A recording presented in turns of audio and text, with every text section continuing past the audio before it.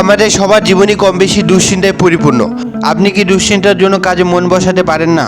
আপনার যদি মনে হয় আপনি একাই এই দুশ্চিন্তার সমস্যায় ভুগছেন, সেটা আপনার সম্পূর্ণ ভুল ধারণা। সারা পৃথিবীর প্রায় 90% মানুষেরই এই সমস্যা রয়েছে।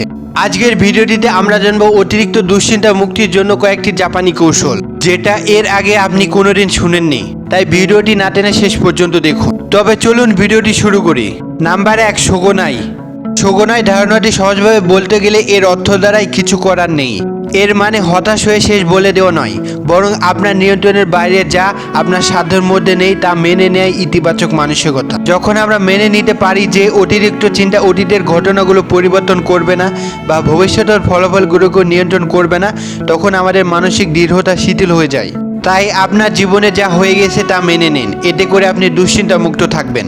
নাম্বার 2, শিরিন ইয়াকু। শিরিন ইয়াকু হলো জটিলতা থেকে বের হয়ে প্রকৃতির শ্বাস গ্রহণ। আপনার মানসিক চাপ কমাতে প্রাকৃতিক জগতে শান্ত পরিবেশে নিজেকে নিয়ে যান। বিভিন্ন গবেষণায় দেখা গিয়েছে যে সবুজের মধ্যে সময় কাটালে স্ট্রেস কমে যায় এবং আপনার মন শান্ত হয়। তাই অতিরিক্ত চিন্তা আসলে হাঁটাহাঁটি করুন এবং তাজা বাতাসে শ্বাস নিন। নাম্বার 3, জাজেন। বসে ধ্যান করার অনুশীলনই হলো জাজেন। ধ্যান আপনার চিন্তাভাবনাগুলোকে পর্যবেক্ষণ করে অতিরিক্ত চিন্তা ও মানসিক চাপ কমিয়ে দেয়। নিয়মিত ধ্যান করার মাধ্যমে আপনার অতিরিক্ত চিন্তাগুলোকে দুর্বল করে ফেলে। তাই মনকে শান্ত করতে ধ্যান করতে পারেন। মনে রাখবেন, দুশ্চিন্তা মানুষের স্বাভাবিক চিন্তাধারার বহিঃপ্রকাশ। দুশ্চিন্তা করা দোষের কিছু নয়, কিন্তু দুশ্চিন্তাটাকে নিয়ন্ত্রণে রাখার দায়িত্ব আপনার।